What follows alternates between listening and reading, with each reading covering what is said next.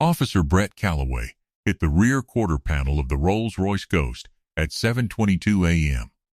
on a Wednesday on Peachtree Road in Buckhead, Atlanta, Georgia, and the sound it made was the kind of sound that a crowd remembers, a dense, metallic crack that silenced the coffee shop terrace on the south side of the street and turned 17 heads at the Chevron across the intersection simultaneously. He had been behind the Ghost for 4 blocks. The Ghost had been doing 28 miles per hour in a 35 zone, signal on at every lane change, full stop at the light on Peachtree and Far Road, full stop again at the light on Peachtree and Garland. There was no moving violation. There was no erratic behavior.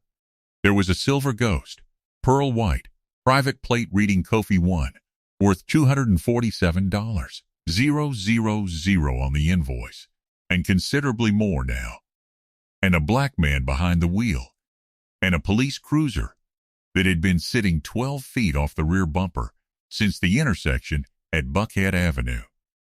The impact pushed the Ghost 2 feet into the intersection. It spun the rear bumper assembly 43 degrees and caved the left rear quarter panel inward in the specific shape of a push bar, the kind of shape that does not come from inattention. The man inside the Ghost did not get out immediately. He sat still for a moment, both hands visible on the wheel, in the way that black men in expensive cars have learned to sit. A stillness that is not calm, but is disciplined, shaped by years of understanding that the first seconds after a police vehicle touches yours are the seconds that determine everything else. He sat still for 11 seconds. Then he opened the door, slowly, and stepped out. He was wearing a charcoal gray suit, no tie. The jacket was bespoke, made by a tailor on the Piazza del Popolo in Rome, though nothing about it announced this, except the way it sat.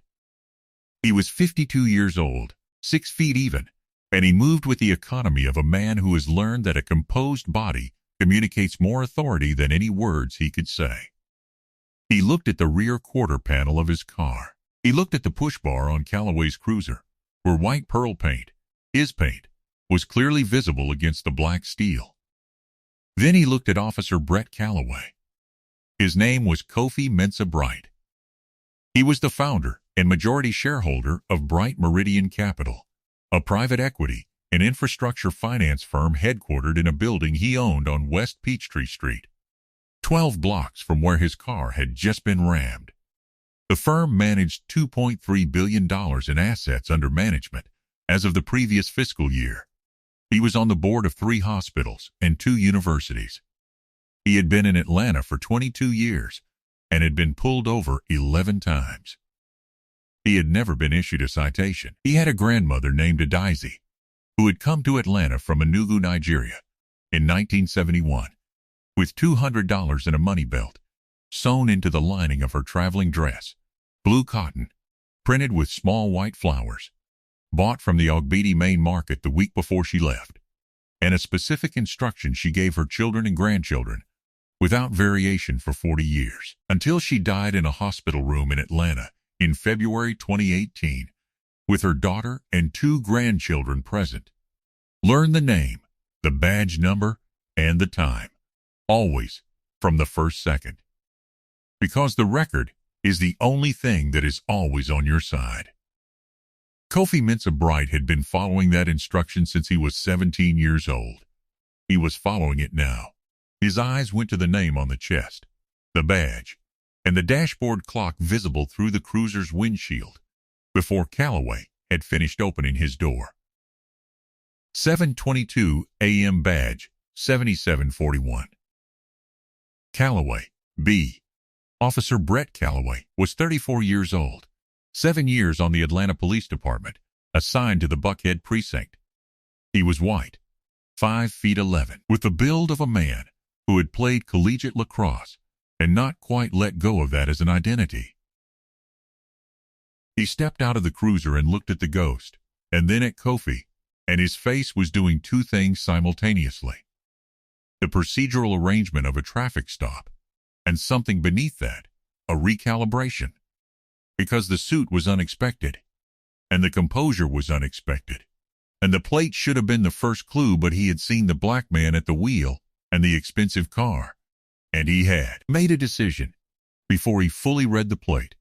And now he was standing in the wreckage of that decision on a Wednesday morning on Peachtree Road with 17 people watching from the Chevron.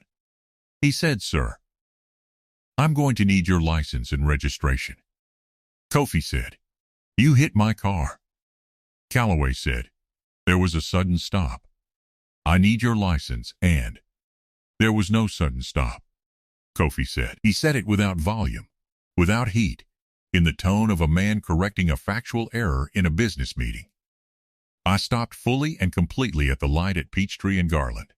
The light was red.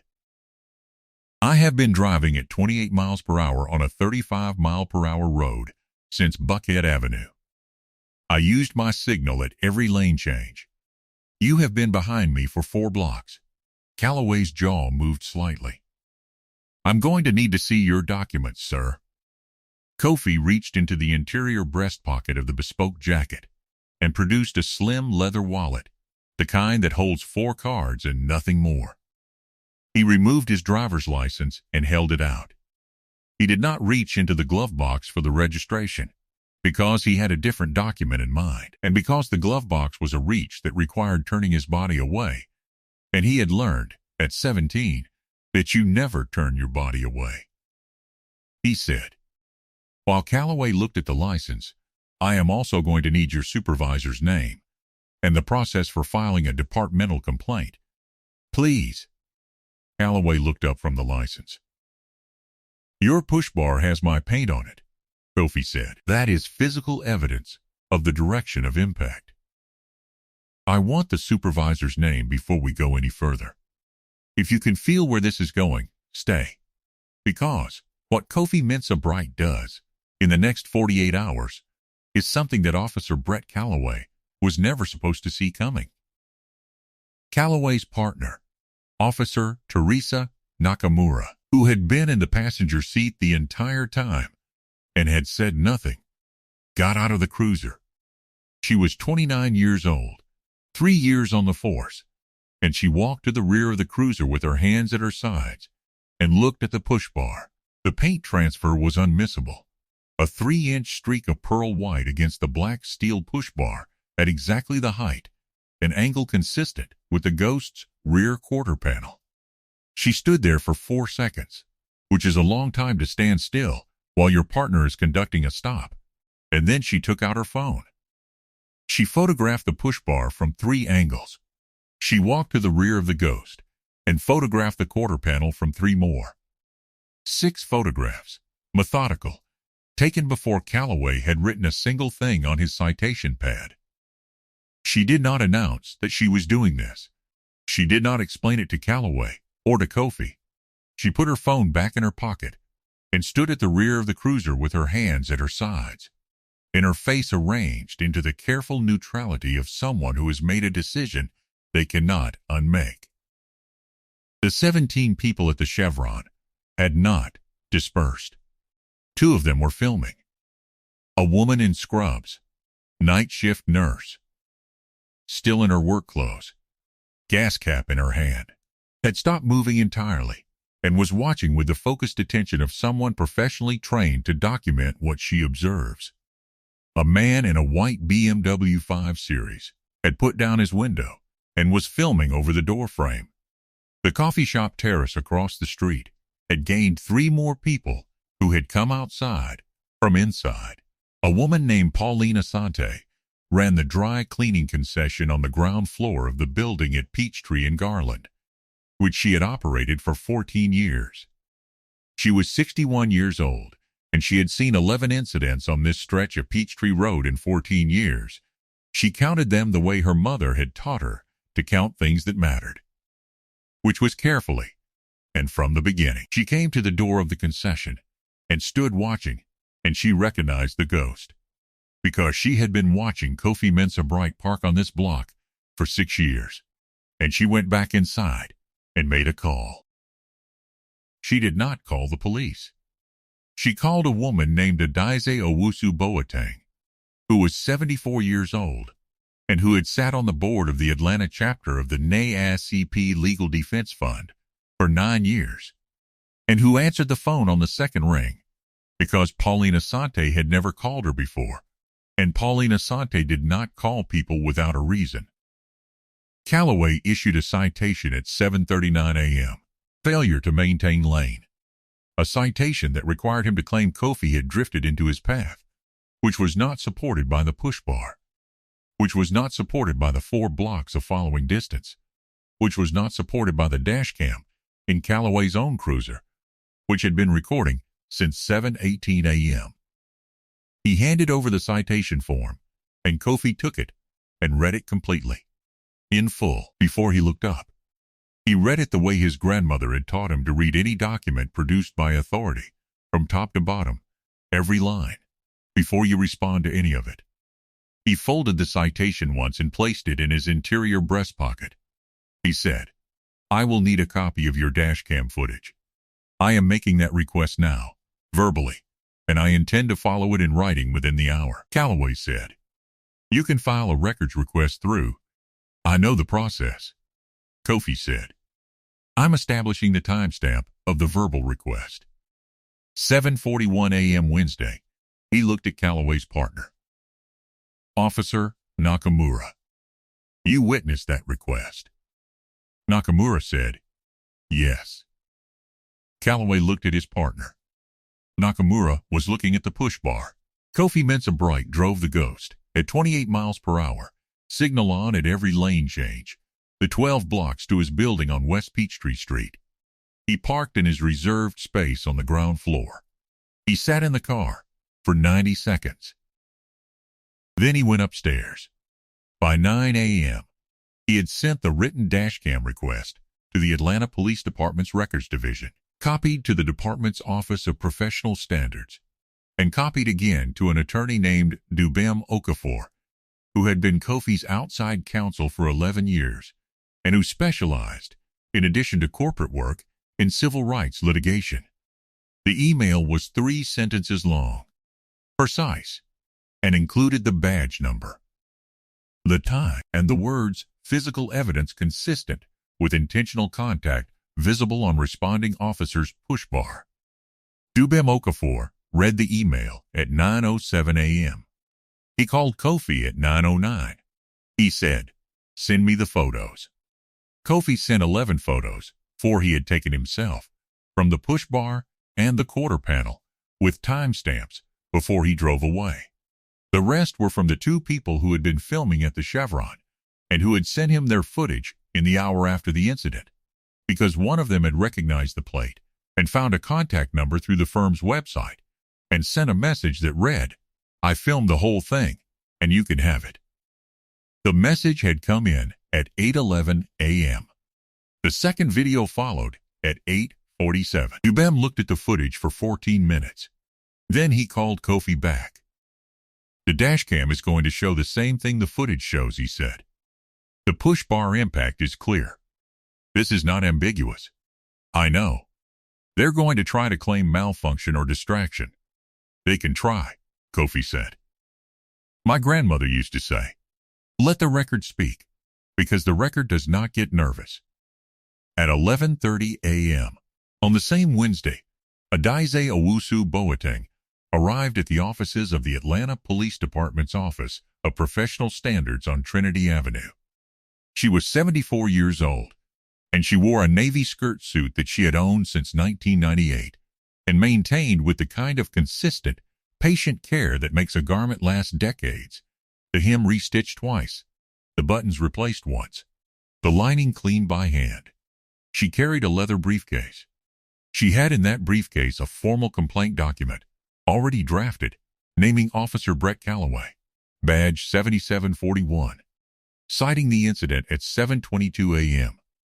that Wednesday on Peachtree Road at the intersection with Garland Avenue, and attaching 3 items: the still photographs of the push bar and the quarter panel, a copy of Kofi's verbal dashcam request with the timestamp, and a 2-page memorandum she had written herself in the 3 hours since Pauline Asante called her. The memorandum cited, by incident date and case number, 4 prior complaints against Officer Brett Calloway, filed with the Office of Professional Standards between 2019 and 2023. All 4 had been closed without disciplinary action. 3 of the 4 involved black male drivers in the Buckhead precinct. She had pulled the records herself that morning in 2 hours using the department's public complaint database, which was accessible to anyone who knew it existed and knew how to use it. Most people did not know it existed.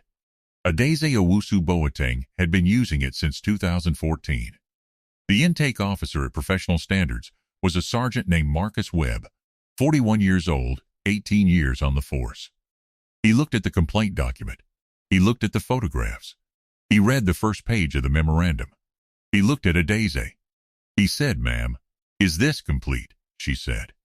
Yes. He read the second page of the memorandum. He read it slowly. When he finished, he looked at the photographs again, specifically at the photograph of the push bar with the white paint transfer, which was unambiguous in the way that only physics can be unambiguous.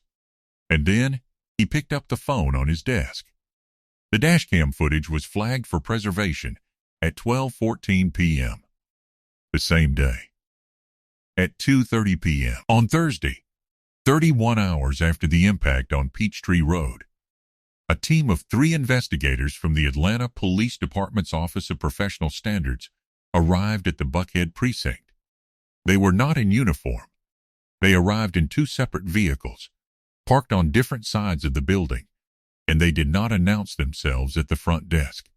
The morning had been warm for October, 71 degrees, and the precinct's front windows were open, which meant the desk sergeant heard the second car door close and looked up before the investigators had crossed the parking lot.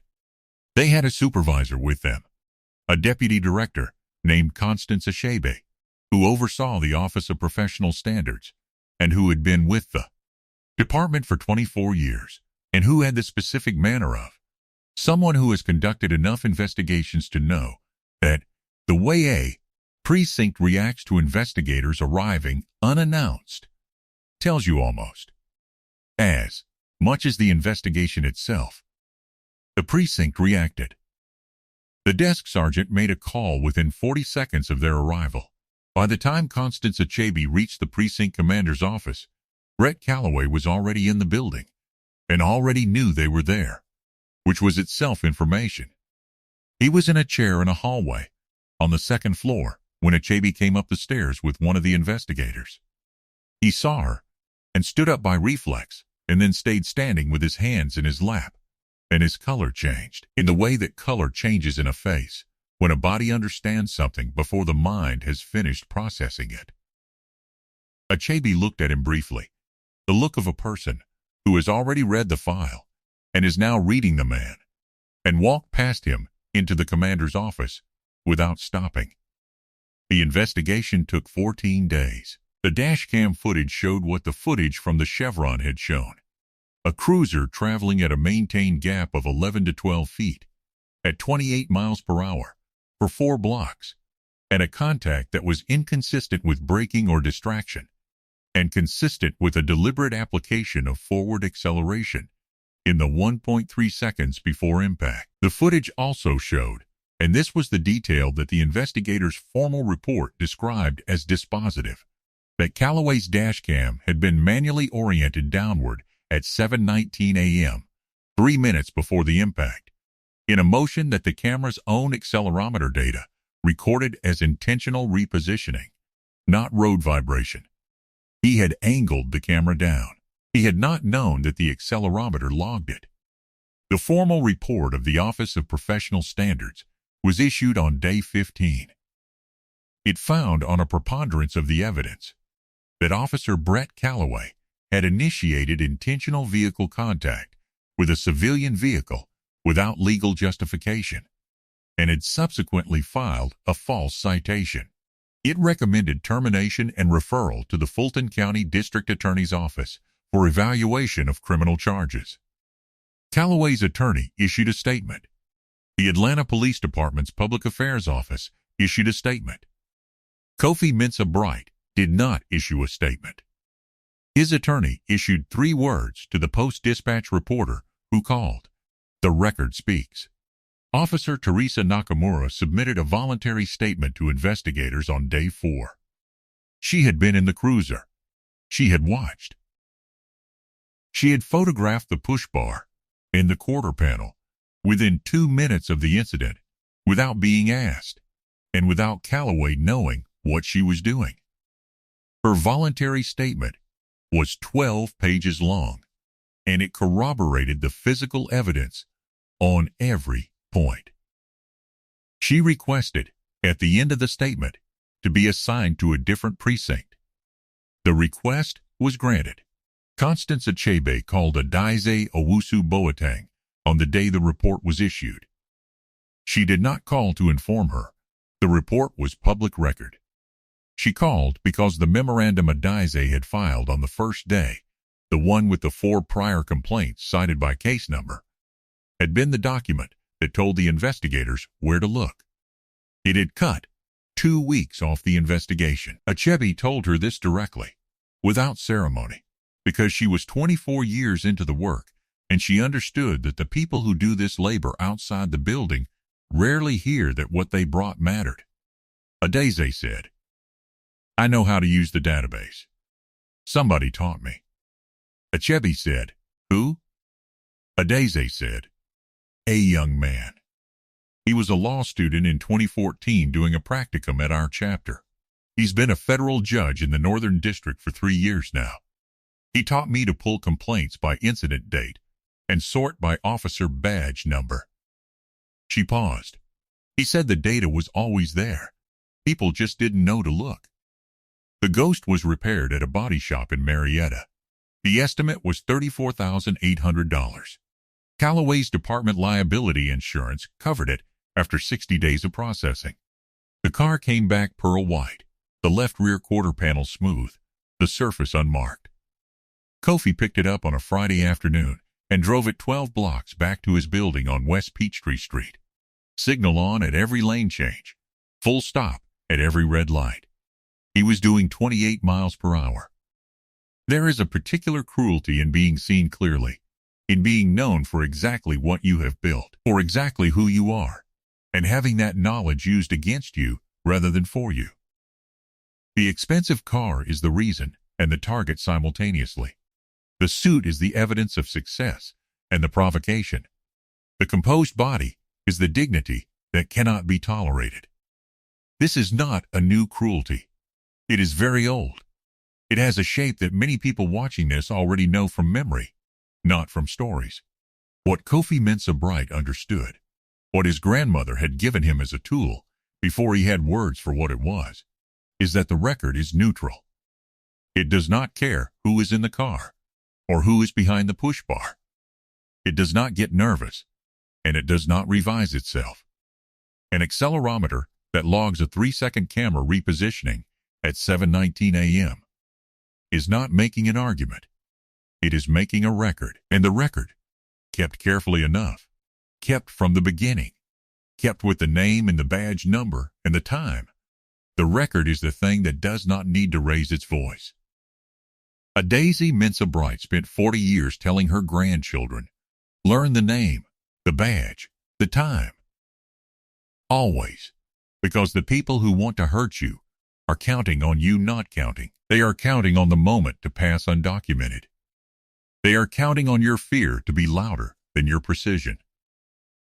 She died in 2018 without knowing that the instruction she had sewn into her grandchildren's understanding the way she once sewn $200 into the lining of a traveling dress would, on a Wednesday morning in 2024, be the first thing her grandson reached for when a push bar touched pearl white paint on Peachtree Road. She had taught him something more durable than money. She had taught him how to build a record that holds. You do not need a $247,000 car, or a private equity firm, or an attorney on retainer to do what Kofi did that morning. You need what his grandmother gave him. The discipline to begin counting from the first second. The patience to send the email in 3 sentences instead of 1 furious paragraph. And the belief that the record you are building has somewhere to go. even when the institution has given you 4 previous reasons not to believe it. The data was always there. The complaints were always in the database. The paint was always on the push bar. What turns evidence into consequence is one person, sometimes one woman, with a leather briefcase and a 2-page memorandum, and the knowledge of how to use a database that nobody told her was public. Who knows how to look? Kofi Mensah-Bright drives to his building on West Peachtree Street every morning. Pearl white. Signal on at every lane change. The record is in a file in his attorney's office and in Constance Ashabi's archive and in the Fulton County District Attorney's case queue. He does not think about it much. He thinks about the next thing, which is what his grandmother also taught him. After you make the record, you go to work. The record keeps itself. You keep moving. Here is what I need you to sit with before you scroll away. His grandmother came to Atlanta in 1971 with $200 hidden in her dress and an instruction she gave her children for 40 years. She never saw what it built. She never saw the Wednesday morning on Peachtree Road, or the accelerometer data, or the 14-page voluntary statement, or the report that said termination. She gave the instruction, and she kept going. If you have been handing something to the people who come after you, a way of seeing, a habit of counting, a belief that the record matters, even when nobody seems to be receiving it, leave that in the comments. Tell me what you are passing down, and tell me if you think the person receiving it will know, one day, what it was worth. Subscribe for more stories about hidden strength, quiet power, and the people the world overlooks until they change everything. I'll see you in the next one.